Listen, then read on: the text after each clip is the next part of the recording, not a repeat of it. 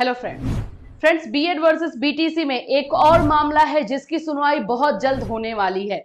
जैसे जैसे जो है टाइम निकल रहा है वैसे वैसे बीएड वाले मामले को एक क्लैरिटी जो है वो मिलते जा रही है। आप लोग सब जानते हो कि नवंबर में अब दो तीन जो सुनवाई बची हुई है वो होगी एंड एक फैसला आ जाएगा। बस फैसला आने क्यों है।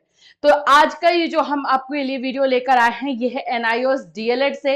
इसका भी फैसला आपको जो है जल्दी सुनने वाला है। कब सुनवाई होगी, किन किन पॉइंट्स पर होगी और आखिर में किसका पलड़ा जो है भारी लग रहा है लास्ट सुनवाई को लेकर के, वो सभी चीजें जो है हम इस वीडियो में डिस्कस करने वाले हैं। सो फ्रेंड्स, अगर चैनल पर पहली बार विजिट कर रहे हो तो चैनल को सब्सक्राइब कर लेना, बेल आइकन को हिट कर देना। यहाँ पर आप लोग को बीएड से रिलेटेड या टीचिंग से रिलेटेड क्लासेस, इंफॉर्मेशन एंड साथ साथ नोट्स सभी चीजें प्रोवाइड की जाती हैं। आपको पेड क्लासेस चाहिए तो हमारे ऐप कैटलिस्ट सोनी ऐप को डाउनलोड कर लीजिए। वहां पर आपको सभी पेड क्लासेस के बारे में इंफॉर्मेशन मिल जाएगी, कौन सा स्टार्ट होने वाला है और कौन कौन से पेड क्लासेस चल रहे हैं।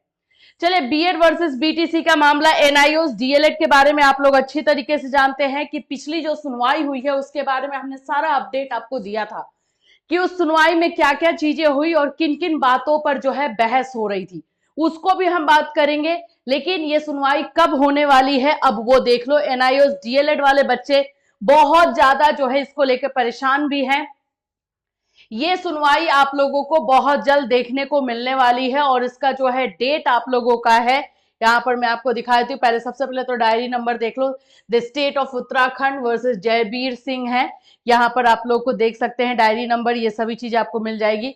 जब सुनवाई होने वाली है उसका डेट आ चुका है 28 नवंबर। 28 नवंबर को इसकी सुनवाई होगी। जस्टिस के बारे में जैसे कि आप लोगों को पता है कि जस्टिस जो है ऑनरेबल मिस्टर बीआर गवाई और honourable mister justice Prashant Kumar Mishra, ये दोनों के दोनों हैं। अब बात कर लेते हैं कि किसका जो है थोड़ा सा पक्ष आप लोगों को भारी लग रहा है और आर्गुमेंट जो पिछली बार हुई है उसमें क्या है। देखो, आर्गुमेंट में अगर हम बात करते हैं तो एनआईओएस डीएलएड की तरफ से जो मीनाक्षी अरोड़ा है वो एडवोकेट थी। उन्होंने अपनी सभी बातों को जो है रखने की कोशिश की और सही से रखा भी, और साथ ही साथ सलमान खुर्शीद उन्होंने भी ये बातों को रखा।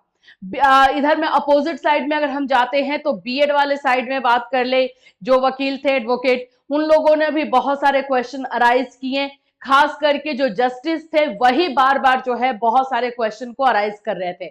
पलड़ा का अगर हम बात करते हैं तो लगभग जो है इक्वालिटी में चल रहा है। कुछ ये नहीं बोल सकते कि हाँ इसी के पक्ष में फैसला आएगा या इसके पक्ष में नहीं आएगा, क्योंकि जो जो पॉइंट्स उठाए गए हैं उसको पर्सनली जो जस्टिस थे वो एक एक चीज को क्लियर कर रहे थे। जिसमें सबसे पहला अगर हम बात करते हैं तो एनआईओएस डीएलएड को लेकर के जो एनसीटी ने अपनी नोटिस निकाली थी उसको लेकर के हुआ, जिसमें ये बताया गया कि एनआईओएस डीएलएड में जो है उसको डिप्लोमा जो है लिखा हुआ, जो रिजल्ट आता है, जो मार्कशीट मिलता है बच्चों को, उसमें जो है डिप्लोमा लिखा हुआ रहता है।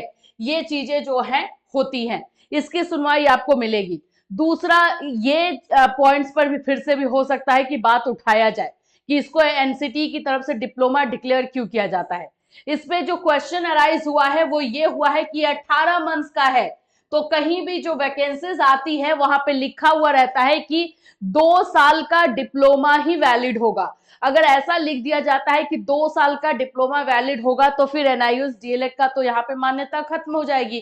तो वही है कि यहाँ पे भी क्वेश्चन अराइज किया जाएगा कि जब 18 मंथ्स वाला जो कोर्स किया जा रहा है वो भी डिप्लोमा ही काउंट हो रहा है तो फिर इसको वैकेंसी में क्यों नहीं इंक्लूड किया जाए। ठीक।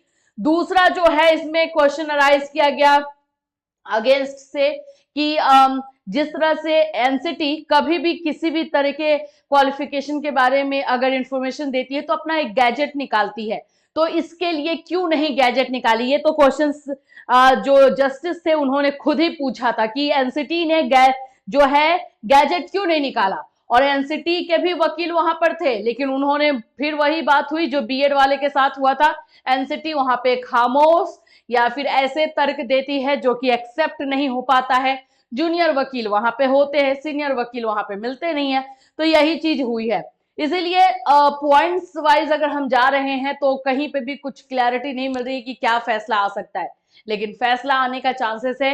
एनआईओएस डीएलएड के बहुत सारे बच्चों को जो है इससे उम्मीदें लगी हुई हैं।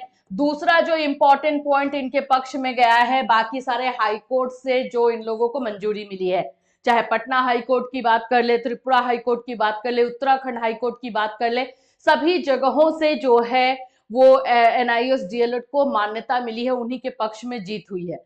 लेकिन अब सुप्रीम कोर्ट का जो भी फैसला आएगा वो इन सभी फैसलों के ऊपर होगा और उसको सभी को मानना होगा। इसलिए ये दिन खास है, इम्पॉर्टेंट है। बहुत सारे बच्चों ने एनआईएस डीएलएड कंप्लीट कर लिया है और उन्होंने जो है इसमें एडमिशन लिया और ये कोर्स को जो है परस्यू किया है। तो इसीलिए अब क्या फैसला आएगा वो लोग इस तरफ देख रहे हैं। बहुत सारे ऐसे भी बच्चे हैं जिन्होंने की एनआईएस डीएलएड करके ज्वाइन भी कर चुके हैं, क्योंकि बिहार वाले 6 फेज में जो है वो उनको मान्यता मिली थी और वो अभी नौकरी कर रहे हैं, जॉब कर रहे हैं। तो अगर यहाँ पे कुछ ऐसा फैसला आता है तो इसका असर उनके ऊपर भी होगा। तो ये इसलिए यह मामला बहुत ज्यादा बोल सकते हो पेचीदा है, सीरियस है। अगर यहाँ पे कुछ ऐसा फैसला आता है तो उसका रेपोकेशन बहुत ज्यादा देखने को मिलेगा।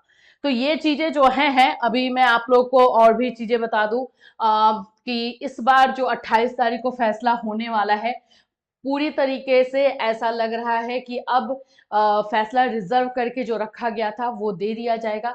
फैसले को रिजर्व इसलिए भी किया गया कि उस दिन आर्गुमेंट जो था लास्ट पॉइंट पे था, पूरी बातें जो है क्लियर हो चुकी है। तो जस्ट वेट किया जा रहा है फैसले को। तो 28 तारीख को जो भी इससे रिलेटेड फैसला होगा हम आपको आपके इस चैनल के माध्यम से जरूर बताएंगे, इसलिए चैनल के साथ जुड़े रहिए।